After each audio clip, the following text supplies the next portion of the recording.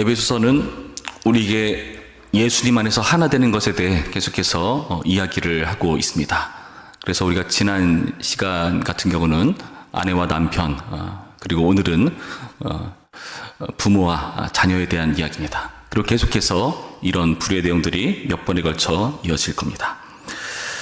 그리스도를 경외함으로 피차 복종하라는 5장 21절의 말씀을 하나하나 구체적으로 이어가고 있는 건데요.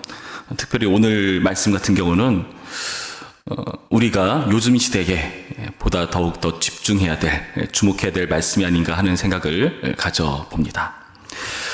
부모의 권위가 사라진 그런 세대처럼 여겨지고 있기 때문이죠.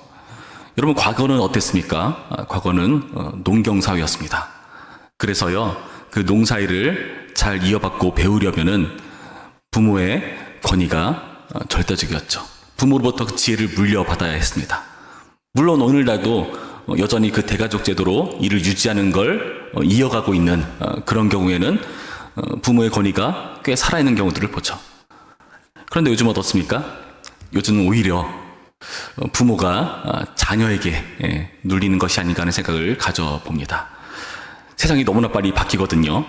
그 빨리 변화되는 세상에 부모 세대는 잘 적응하지 못하죠.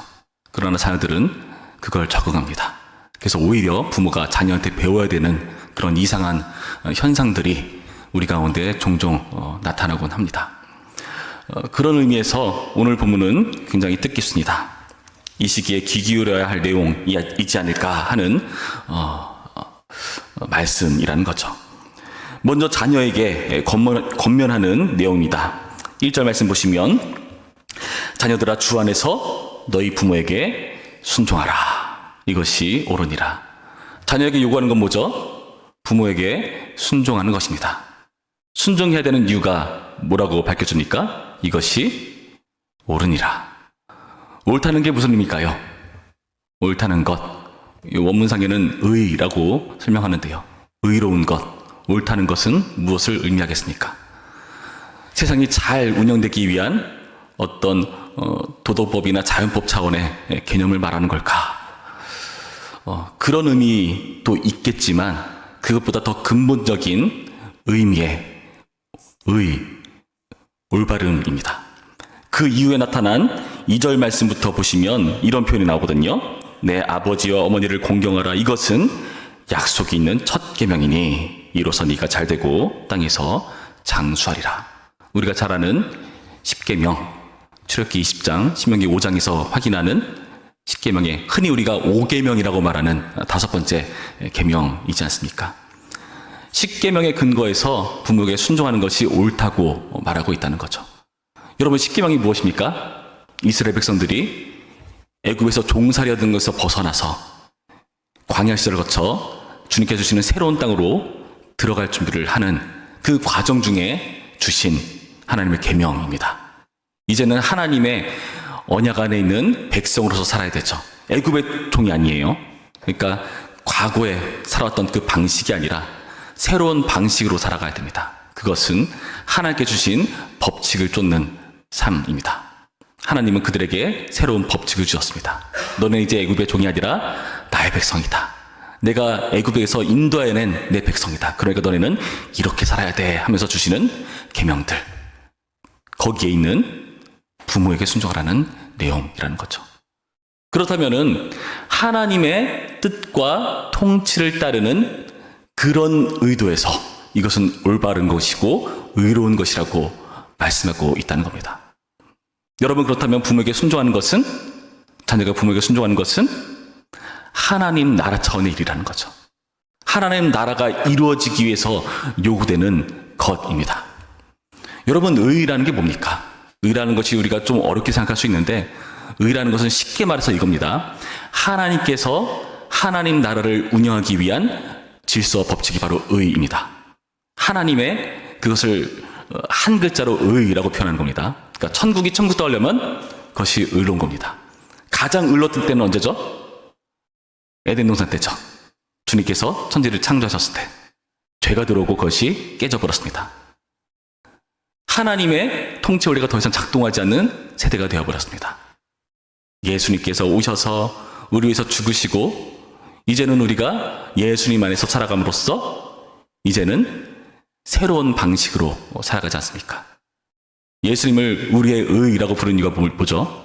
그분께서 우리의 죄를 해결하셨고 이제는 그 예수님 때문에 우리가 의인이 되었기 때문에 그래서 그리스도를 의라고 부르지 않습니까? 그 근본적인 의도는 하나님 나라가 운영되는 원리를 의라고 한다는 것을 여러분 명심하셔야 됩니다. 다시 말해서 부모에게 순종하는 것은요, 하나님 나라 차원의 일이라는 거죠. 이런 이해 속에서 부모에게 요구하는 권면도 마찬가지입니다. 4절 말씀 우리 한 목소리로 읽어볼까요? 4절 시작. 또 아비들아 너희 자녀를 노엽게 하지 말고 오직 주의 교훈과 훈계로 양육하라. 아비들에게 요구한 건 뭐죠? 양육하라는 겁니다. 자녀를 양육하는 것. 그런데 이 과정에서 설명하고 있는 표현이 굉장히 의미심장합니다. 너희 자녀를 노엽게 하지 말고. 자녀를 양육한다는 것은요, 여러분 어떤 의미일까요? 그 당시 로마 시대에는요, 가장이 굉장히 절대적인 권위를 가졌습니다. 그러니까 자녀의 생사까지도 좌지우지할 만한 그러한 권세가 있었어요. 실제로 당시 로마 가장들은요, 자녀를요, 인격적인 취급을 하기보다는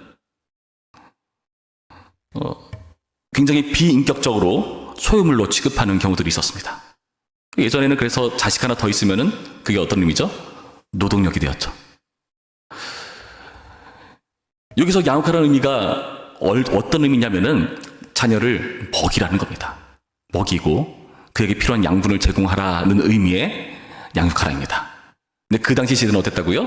오히려 자녀를 먹이고 자양분을 공급하기보다는 그 반대 경우였죠.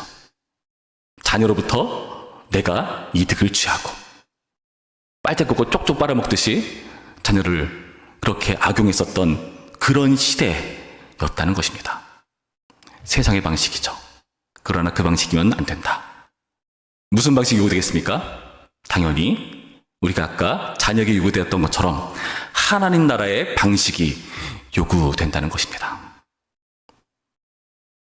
그래서 어떻게 표현합니까? 주의 교훈과 훈계로 양육하라. 주의 교훈과 훈계로 양육하라. 여러분 여기서 중요한 표현이 뭔지 아십니까? 바로 주의 교훈과 훈계입니다. 다른 교훈과 훈계도 아니고 주의 교훈과 훈계. 무슨 뜻일까요? 자녀를 교훈하고 훈계하는 그 방식이 하나님께 속한 방식으로 하라는 의미가 되겠죠. 그렇죠? 그러니까 자녀를 양육할 때 세상의 방식이 아니라 하나님 나라의 방식으로 운영하는 것. 예수님께서 의도하신 방식대로 그들을 기르는 것이 바로 주의 교훈과 훈계일 것입니다. 그리고 더 나아가서는 어떤 의미가 있겠습니까? 주의 교훈과 훈계란 예수님을 배후에 둔 교훈과 훈계라는 의미가 있습니다. 그러니까 이 부모는요, 이 아버지는요, 자녀에게 있어서 하나님을 보여주는 대리자라는 인식을 가지고 교훈하고 훈계해야 된다는 겁니다. 여러분 이 원리가 중요합니다. 가정에서 아버지가 자녀에게 있어서 하나님의 대리자라는 인식으로 교훈하고 훈계하는 겁니다. 자녀를 가르치거나 훈계할 일이 있을 때, 내가 이 아이에게 하는 태도가 이 아이에게 있어서는 하나님을 바라보는 그러한 경험이 될 수 있겠다는 인식을 가져야 됩니다. 실제로 많은 사람들이 하나님을 어떻게 생각하는가 하면은 자기가 경험한 아버지에 빗대서 인식할 때가 많죠. 엄한 아버지 밑에서 자란 부모는, 그 자녀들은요, 하나님을 엄한 분으로 생각하거나, 따뜻한 아버지 밑에서 자란 자녀는 실제로 하나님을 그렇게 따뜻한 분으로 생각하거나, 사실 왜곡됩니다. 성적이보다는 왜곡된 하나님에 대한 이해를 갖기에 가질 수 있는 그런 경우들이라 할 수 있습니다. 여러분 중요한 건 무엇입니까? 우리가 하나님의 대리자로 그 가정에서 자녀를 기르는 역할을 한다는 것을 명심하시기 바랍니다. 자녀에 대해서 너무 화가 날 때도 불쑥 생각나야 됩니다. 내가 이 아이에게 하나님처럼 비춰질 텐데, 하나님께 대한 왜곡된 이해를 갖게 해서는 안 되는데 하는 태도가 필요한 겁니다. 마찬가지로 자녀에게도 동일한 이해가 필요합니다. 1절 말씀 다시 보실까요? 자녀들아, 주 안에서 너희 부모에게 순종하라입니다. 주 안에서. 어떤 의미일까요? 여기서 주 안에서란, 물론 부모에게 순종하는 게 모든 것을 다 순종할 수는 없을 겁니다. 왜냐하면 부모도 잘못된 게 있을 수 있잖아요. 그러니까 그 기준을 하나님의 뜻 안에서, 하나님의 말씀 안에서 분별하면서 결정해야 되는 그런 여지로 말씀하는 내용일 수도 있죠. 예를 들어서 너 앞으로 신앙생활 하지 마. 순종할 겁니까? 이건 좀 아니잖아요. 하나님 안에서 순종한다는 것은 그런 의미가 있을 수 있습니다. 또 더 나아가서 어떤 의미가 있겠습니까? 아까 부모가 자녀에 대한 내용과 동일합니다. 그 부모의 배후에 하나님이 계시다는 사실로 인정하는 겁니다. 부모는 하나님께서 나를 양육하기 위해서 세우신 대리자다. 그런 태도로 죽기 하듯이 부모에게 복종하는 것이죠. 여러분, 이런 태도가 가정 가운데 일어난다면 어떤 일이 생기겠습니까? 그 가정이 천국이 될 것입니다. 세상 가운데 천국을 보여주는 모델하우스가 된다고 할까요? 예수님을 통해서 자녀를 양육하고 예수님을 통해서 부모에게 순종하는 이런 일들이 가정에서 회복될 때야 비로소 가정은요, 천국이 그대로 재현되는 태초에 하나님께서 예정하셨던 최초의 교회, 그 가정의 모습을 이뤄갈 수가 있게 된다는 것이죠. 여러분, 오늘의 말씀을 통해서 우리 가정 가운데 한번 대입해서 생각해 보시기 바랍니다. 나와 자녀, 나와 부모님의 관계는 어떠한가? 과연 예수님을 통해서 관계하고 있는가? 내가 예수 그리스도의 대리자라는 사실을 망각하고 있지는 않은가? 혹은 부모님이 예수님을 대신해서 우리를 길러주시는 하나님이 세우신 권위자라는 사실을 망각하고 있지는 않은가? 오늘의 말씀을 통해서 그 예수님 안에서 가정 안에서도 부모와 자녀가 하나 되는 그런 놀라운 역사가 이루어지기를 주님의 이름으로 축원합니다. 삶 가운데, 가정 가운데 천국을 이뤄내는 오늘의 말씀이기를, 자녀에게 예수님처럼 보여지는 부모이기를, 그리고 부모를 예수님처럼 대우하는 자녀이기를 주님의 이름으로 축원합니다. 기도하겠습니다. 참 좋으신 하나님 감사드립니다. 오늘의 말씀을 통해서 가정 안에서도 부모와 자녀 간에 이루어져야 되는 원리를 살펴봅니다. 그리스도를 경외함으로 피차 복종하는 놀라운 역사들, 그것이 부디 우리 가정 안에서 부모와 자식 간에도 이루어지기를 소원합니다. 주여, 세상은 악합니다. 세상은 너무나 빨리 변합니다.